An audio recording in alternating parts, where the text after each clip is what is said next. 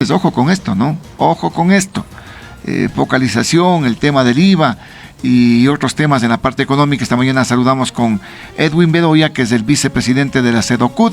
Él es dirigente del Frente Unitario de los Trabajadores, para hablar sobre estos temas que lo han calificado, la CEDOCUD lo ha calificado como el carnavalazo que recibió el pueblo ecuatoriano. Es un carnavalazo, es un paquetazo, Edwin, lo que pasó en el país. Muy buenos días, bienvenido. Buenos días, muchas gracias por la invitación. Un saludo a quienes hacen La Poderosa y, como siempre, invitándonos a este medio que es uno de los pocos que nos da la voz que tenemos los trabajadores.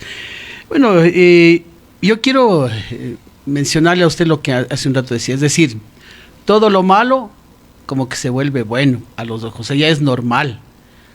Violar la ley, hacer la corrupción, usted hace un rato mencionaba esos viajes que se dan a algunos funcionarios, o sea, ya lo vemos como normal, es lo malo, lo ilegal, pero ya se ve como normal, o sea, ya están haciendo, sigan haciendo.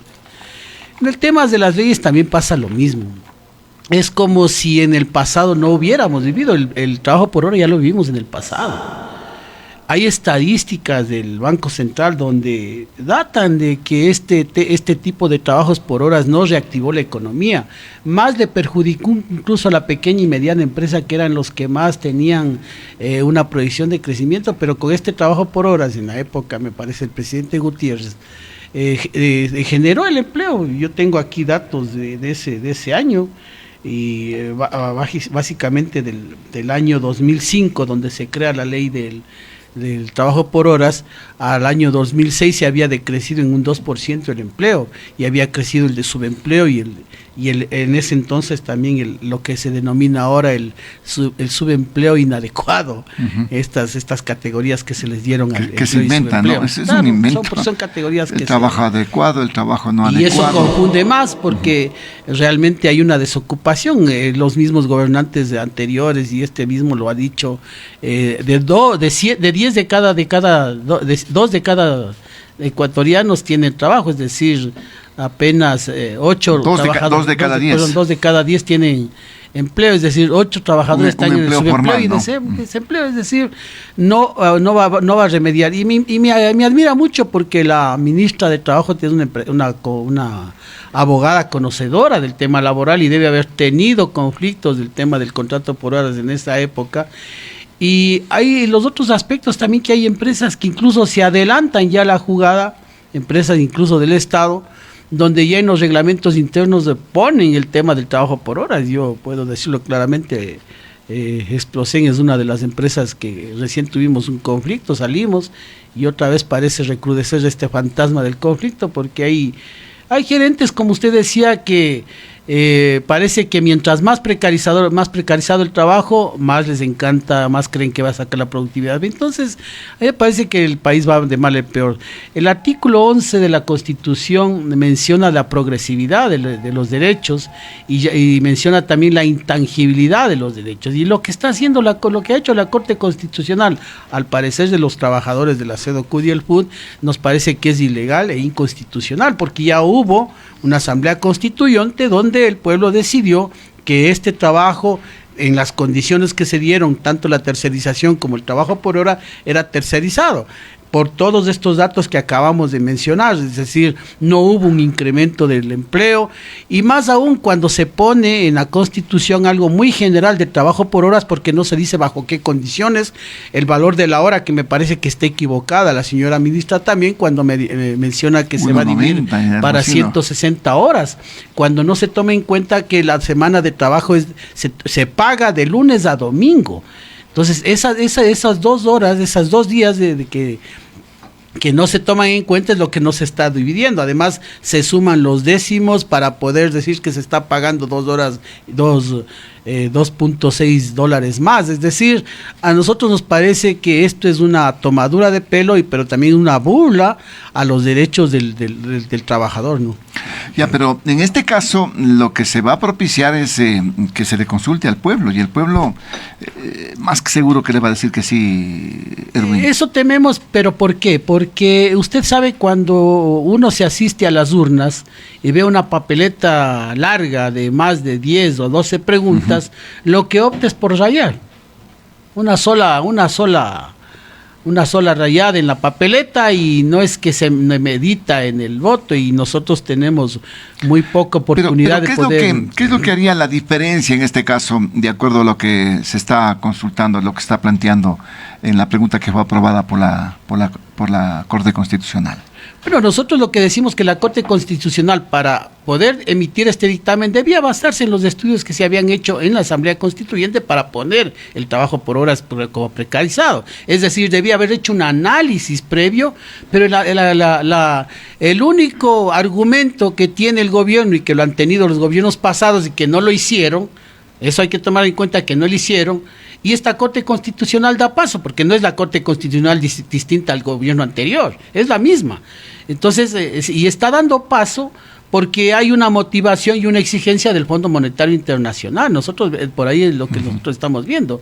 Entonces, no ha habido un análisis previo de lo que ha cogido la Corte Constitucional para poder aprobar esto. Debían ellos de haber tomado, y por lo menos consultar. Nosotros habíamos pedido ser recibidos en la Corte Constitucional, y como siempre en estos últimos días que hemos dicho, el carnavalazo, porque es un paquete de leyes en donde los trabajadores ni siquiera hemos sido recibidos ni en la Asamblea ni en la Corte Constitucional para poder emitir nuestros argumentos jurídicos, técnicos y económicos y políticos, para poder decir que no es esto conveniente para el país, porque esto le va a entrar en una precarización laboral y no va a reactivar el empleo, porque eso ya está aprobado. Entonces, nos parece que hay una imposición, un acuerdo incluso entre la jueza o los jueces de la Corte Constitucional para poder dar paso y viabilizar estas leyes, ¿no?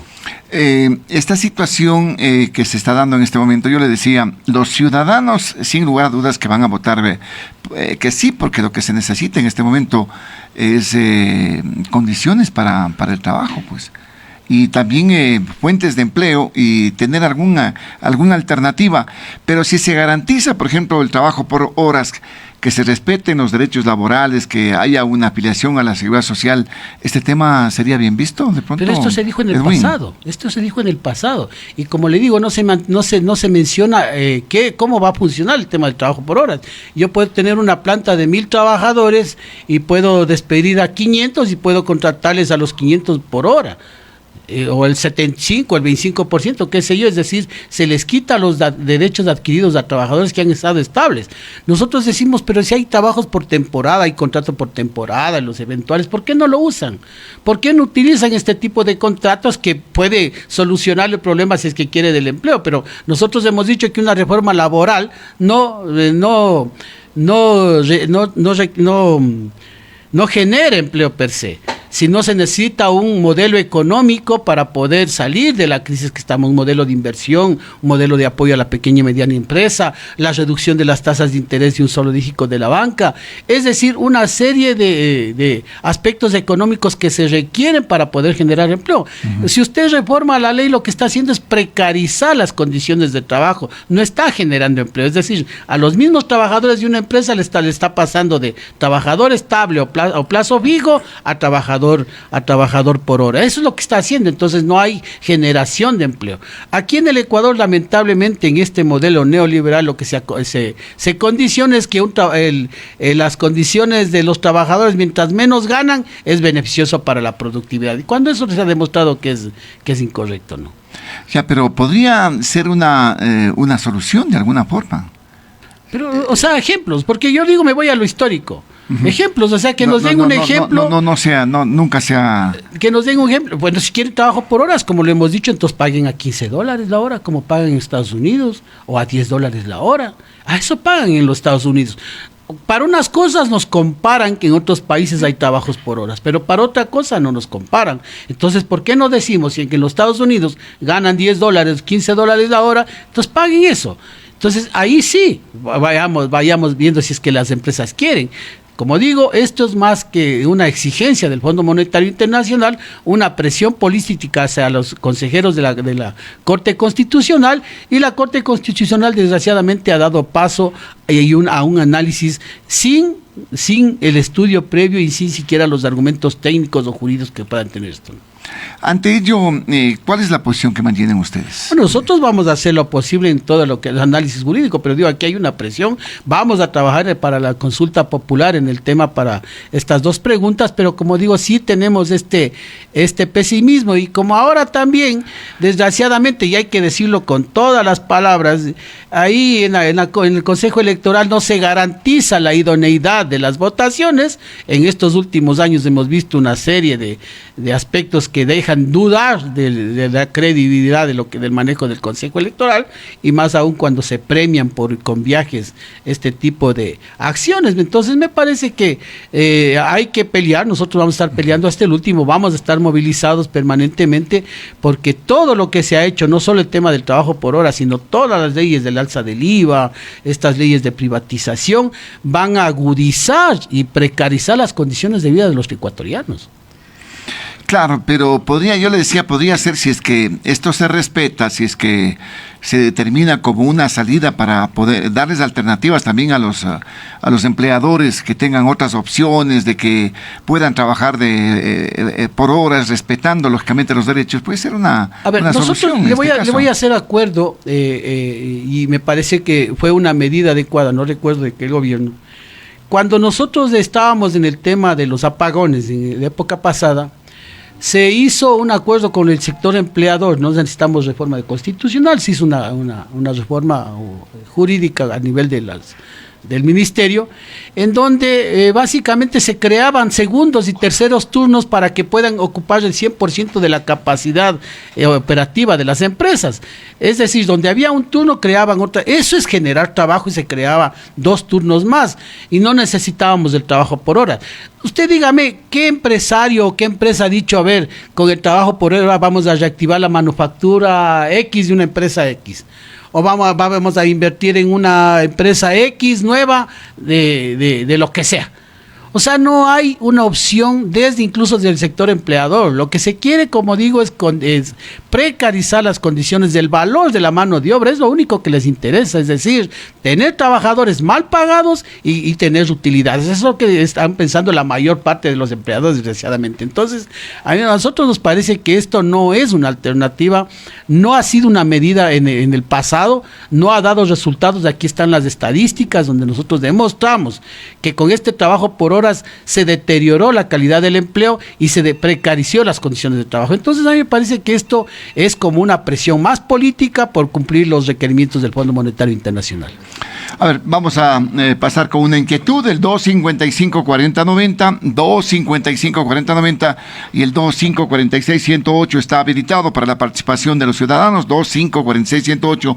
No olviden mensajes de texto o de voz a través del 098-868-7235. 098-868-7235.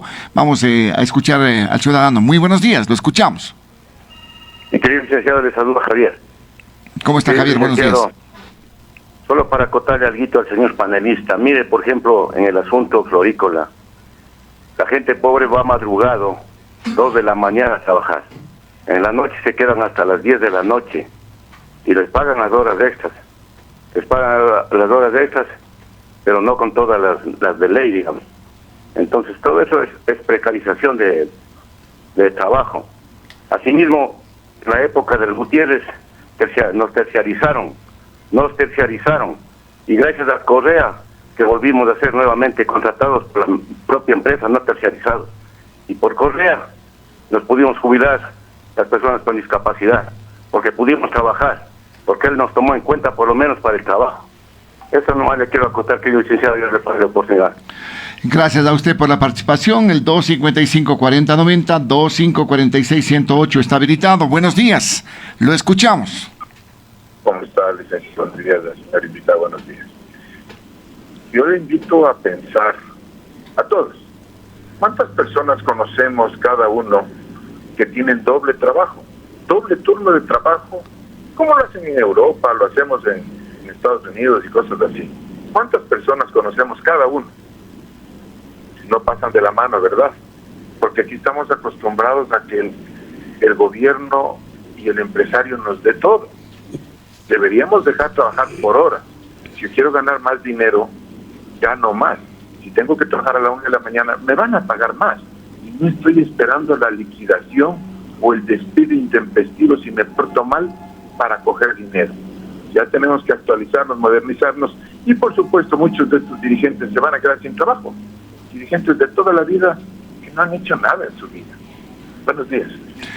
Gracias también por su participación. El 255-4090, 2546-108 siempre están habilitados. A ver, al respecto, Edwin, de lo que escuchó. Yo creo que el señor tiene que irle acompañado, con todo respeto, al señor Milei, a decirles que los empresarios son los salvadores del mundo, cuando en este país hemos demostrado que los empresarios han sido los que se han enriquecido en las crisis, tanto de la pandemia y en todas las crisis, es decir, los que han sacado provecho, y le hago acuerdo desde la sucretización, donde nosotros como ecuatorianos les dimos pagando la deuda externa, que se endeudaron los empresarios, y hoy que deben más de 56 mil millones de dólares al Estado desde el 2007, según la economista Vilma Salgado, en condonaciones de deudas, exenciones tributarias, es decir, 56 mil millones que los ecuatorianos les hemos estado perdonando a los empresarios. Eso es lo que hay que decirlo. Y cuando deben al Seguro Social más de 10 mil millones de dólares,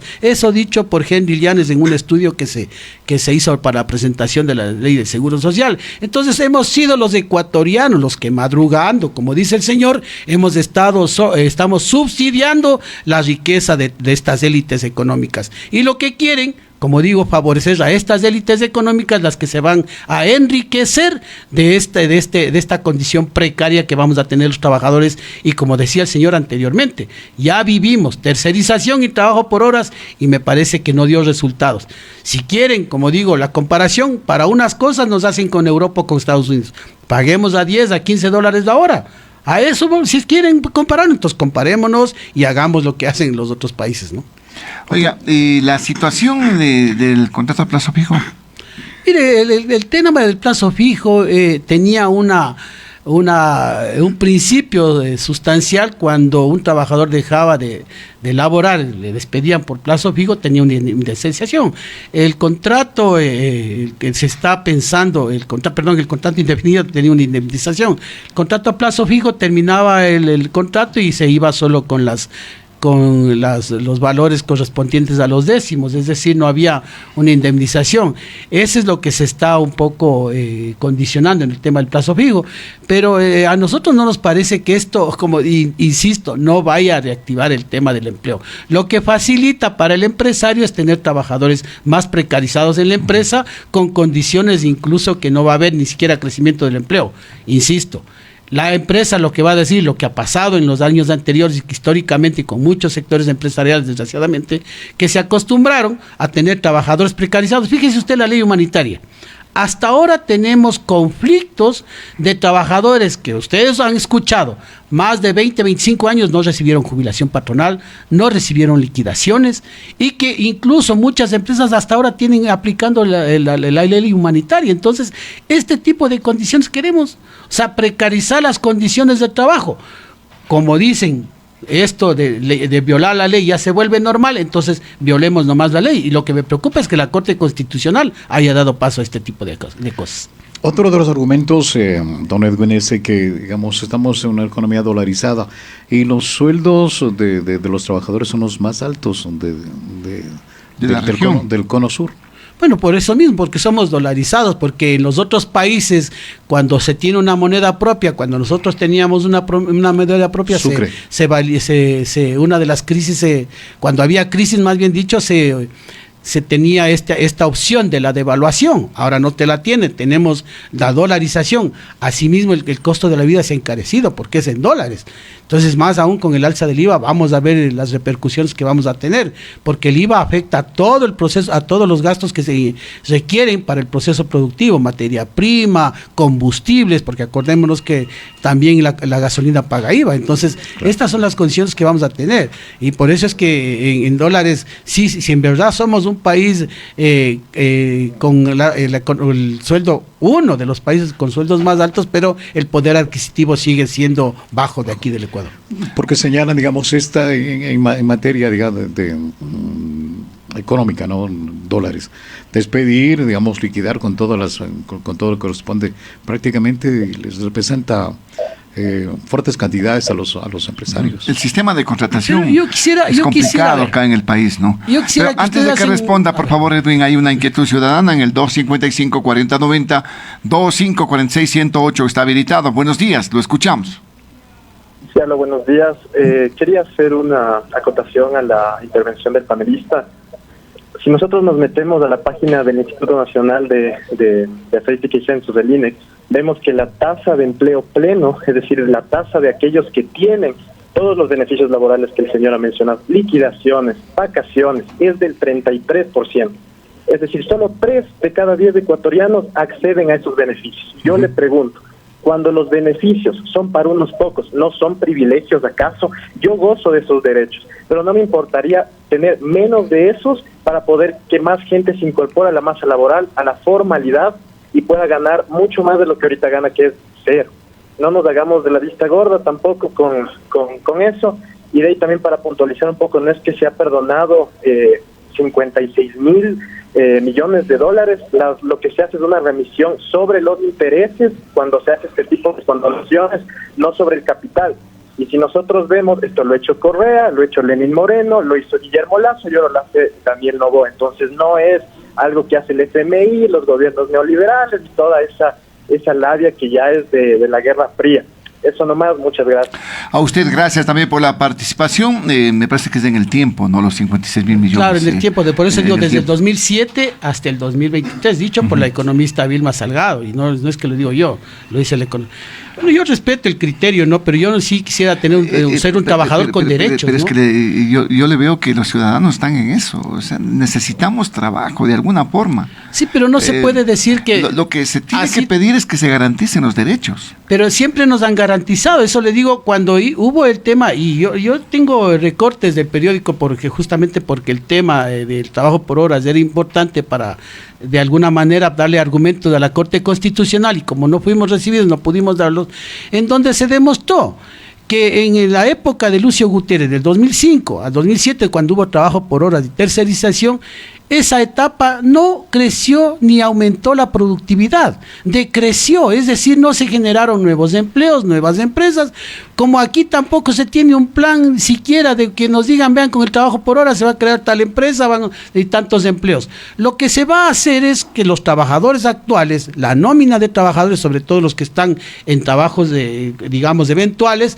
ellos pasen a ganar por horas, y el empresario les llame cuando les da la gana y no tengan la liquidación que tienen cuando sean despedidos.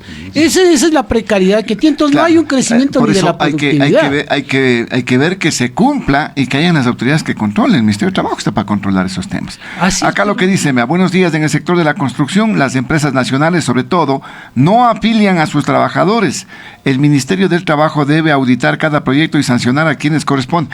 Yo estuve mirando un dato de esto, del tema de los constructores, y hay algún problema. El Ministerio del Trabajo, hay una normativa, hay una burocracia tenaz que no da para que se firme. A eso quería irme. Pero permítame, hay otra inquietud. Escuchemos a los ciudadanos. Buenos días, lo escuchamos. Muy buenos días, licenciado Morocho. Buenos días al señor panelista y a todos los que hacen poderosa la radio. Buenos días, Luis Guerrero. Señor panelista, usted debe exigir que en el pensum de estudios de los colegios se coloque la materia de economía política. ¿En razón de qué? Allí aprenden el manejo económico del Estado. Eso lo desapareció el arquitecto Sixto Durán Ballén, porque no quieren que el pueblo sepa cómo se atracan los bienes del Estado. Dentro de economía política se aprenden los recursos del Estado y el presupuesto del Estado. ¿Qué sucede con el petróleo, la telefonía, los bienes raíces que son propiedad del Estado, y todos los ingresos, impuestos, etcétera? Se los atracan, se los roban los malandros de turno. Mire ustedes reclaman que se dé trabajo al país, pero ¿qué sucede? Yo sí les pido que mediten totalmente. El problema, por ejemplo, el ingreso de petróleo, se le metió Correa y su gente al bolsillo, y los anteriores igual. el problema del ingreso de la telefonía. Si usted reclama la telefonía, 7.000 millones de dólares al año, eso es del Estado, pero Correa se lo llevó él y la tía del actual presidente Noboa, Isabel Noboa. Reclamen lo que es nuestro. El Servicio de Rentas Internas es cómplice de todos los atracos, porque mete preso al zapaterito y al carpintero de la esquina, pero no mete preso a los grandes atracadores del Estado. Ellos debieron exigir que la telefonía no se privatice porque es propiedad del Estado y 7.000 millones de dólares de ingresar al Estado. El atraco al Estado, me gustaría conversar con ustedes. No es lo que dice Fernando Villavicencio, mi amigo, al que lo respeto mucho. Son 600.000 millones de dólares. Eso se lo robó al Estado. Por eso es que el pueblo está en la miseria. Eso deben reclamar ustedes. Dios le pague, licenciado. Muy bien, gracias. A ver, sea puntual por tema de tiempo. En breve estaremos conversando con nuestro siguiente invitado ya en esta mañana. A ver, escuchamos. Buenos días, lo escuchamos. Muy buenos días, licenciado Morocho, al señor Bedoya, buenos días, a la audiencia en general, buenos días. Yo, como siempre he dicho cada vez que me han permitido participar, lamentablemente los dirigentes de estas centrales sindicales, lo único que se llenan es del mismo discurso, como dijo el señor hace un ratito, que ya es caduco y que la sociedad detesta. Ahora lo único que queremos es empleo y que los emprendedores puedan generar empleo. Con ese lloriqueo, perdónenme la expresión, de siempre, el lanzapiedras, el salir a las calles a bloquear y toda esa actitud que tienen los sindicalistas ya pasó de moda. Deben ellos tratar de más bien ver cómo generan empleo y no estar solo criticando al Estado. Buen día, gracias. Muy bien, gracias también. A ver, Edwin, yo lo que corroborando lo que escuchamos. Para puntualizar un poco, el tema del Ministerio del Trabajo, del control que me decía usted del Ministerio del Trabajo, no existe. ¿Por qué? Porque es el ministerio que más bajo presupuesto tiene. Tienen, y hemos hablado con el Ministerio del Trabajo, no tienen capacidad para poder controlar, ni las inspecciones de trabajo desaparecieron. Las inspecciones de trabajo no son ni coercitivas, va un inspector de trabajo a inspeccionar y la empresa no le da ganas de hacerles entrar. Entonces, con estas actitudes, tenemos ley humanitaria que precarizó las condiciones de trabajo y todas las leyes que han generado, cuando nos han dicho que van a garantizar los derechos de los trabajadores, hacer respetar los derechos del trabajo de los trabajadores sin un Ministerio del Trabajo que nos permita por lo menos tener inspecciones viables, no hay. Tenemos inspectores todólogos que hacen de trabajo infantil, de laboral, de seguridad y salud en el trabajo. Tenemos 7, creo, unidades de seguridad y salud, 7 personas que trabajan en la unidad de seguridad y salud en el trabajo, donde más se cometen infracciones, que hasta algunas empresas del Estado la cometen. Entonces, fíjese usted, si estamos hablando de garantizar los derechos de los trabajadores y quién debería tutelar esos derechos del Ministerio de Trabajo, no tiene presupuesto para poder alcanzar o someter o viabilizar el tipo de inspección, no tenemos. Del otro, yo respeto el criterio, yo creo en el hecho de la organización sindical. La organización sindical es la que ha podido visibilizar todos este tipo de atracos que mencionaba el señor. No estamos lloriqueando sobre lo mismo, estamos viviendo las condiciones precarias que vivimos. Tenemos una canasta básica que sobrepasa ya los $800 con un sueldo de $460. Yo no creo que si lloriquear sería decirles, vean, tal como dice la Constitución, tenemos derecho a llegar a ganar lo que dice la Constitución, llegar a la canasta básica. Eso yo no creo que sea lloriqueo. Esos son derechos de los trabajadores. Y si no se entiende que es un derecho, entonces ahí sí ya, permítame disculparme. Bueno, la consulta sería el 21 de abril, y el consulta y referéndum, ¿no? Que plantea ya el presidente según el calendario del Consejo Electoral. Edwin, muchísimas gracias por su presencia, muy amable. Gracias al dirigente sindical.